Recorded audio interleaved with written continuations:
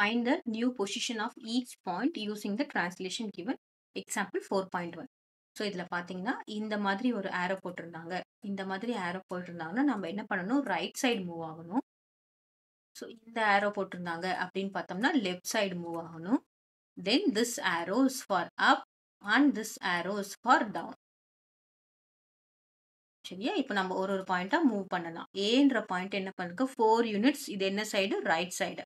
அப்போ 1 2 3 4 4 units right side mark ஆயிருக்கு. 1 2 3 4. சரியா? அப்புறம் 2 யூனிட்ஸ் டவுன். இப்போ 1 2. அப்போ new position of the point என்ன அப்படின்னு பார்த்தோம்னா the point is in this position. So இதை நம்ம என்னன்னு சொல்லுவோம், a prime அப்படின்னு சொல்லுவோம். a dash or a prime. கிளியரா? இப்போ நெக்ஸ்ட் பின்ற பாயிண்ட் 6 யூனிட்ஸ். இது என்ன பாருங்க, லெஃப்ட்.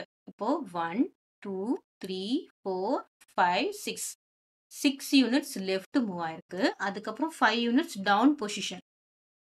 பார்த்தீங்கன்னா 1 2 3 4 5. ஸோ 1 2 3 4 5.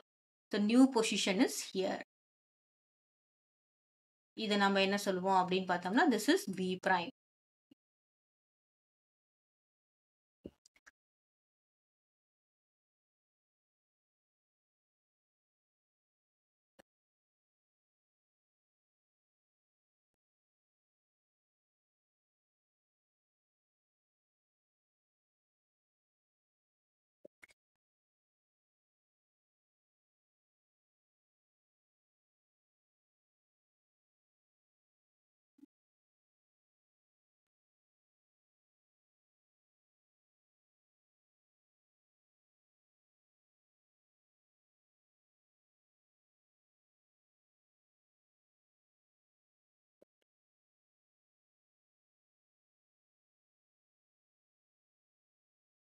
புக்கில் கொஞ்சம் தப்பாக கொடுத்துருப்பாங்கன்னு நினைக்கிறேன்.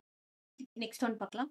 6 யூனிட்ஸ் என்னது, இது ரைட்டு. 4 யூனிட்ஸ் அப். அப்போ பார்த்தோம்னா 6 யூனிட்ஸ் 1 2 3 4 5 6 6 யூனிட்ஸ் இங்கே, 4 யூனிட்ஸ் அப் 1 2 3 4. அப்போ இந்த நியூ பொசிஷன் எங்கே வந்திருக்கு அப்படின்னு பார்த்தோம்னா சி டேஷ் இங்கே வந்திருக்கு.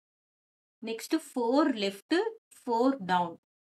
இப்போ இங்கேருந்து 1 2 3 4 4 லெஃப்ட் மூவ் ஆகிட்டோம். அதுக்கப்புறம் 4 down 1 2 3 4 4 down. So the new position is here. This is D dash. ஓகேவா? இது பாருங்க, இது பி பார்த்தீங்கன்னா லெஃப்ட் தான் கொடுத்துருக்காங்க. ஆனால் புக்கில் பார்த்தீங்கன்னா ரைட் பொசிஷன் இந்த மாதிரி இருக்கிற மாதிரி கொடுத்துருக்காங்க. ஸோ அதை நம்ம பார்த்துக்கணும். இங்கே லெஃப்ட்னால பியிலேருந்து லெஃப்ட் தான். 1 2 3 4 5 6 லெஃப்ட் மூவ் ஆகிட்டோம். அப்புறம் 1 2 3 4 5 5 டவுன் மூவ் ஆகிட்டோம். So this is a new position. கிளியரா? ஸோ இது நியூ பொசிஷன் இமேஜ் சொல்லுவாங்க. இந்த ஓல்டு பொசிஷனை நம்ம என்ன சொல்லலாம், ப்ரீ இமேஜ் அப்படின்னு சொல்லலாம்.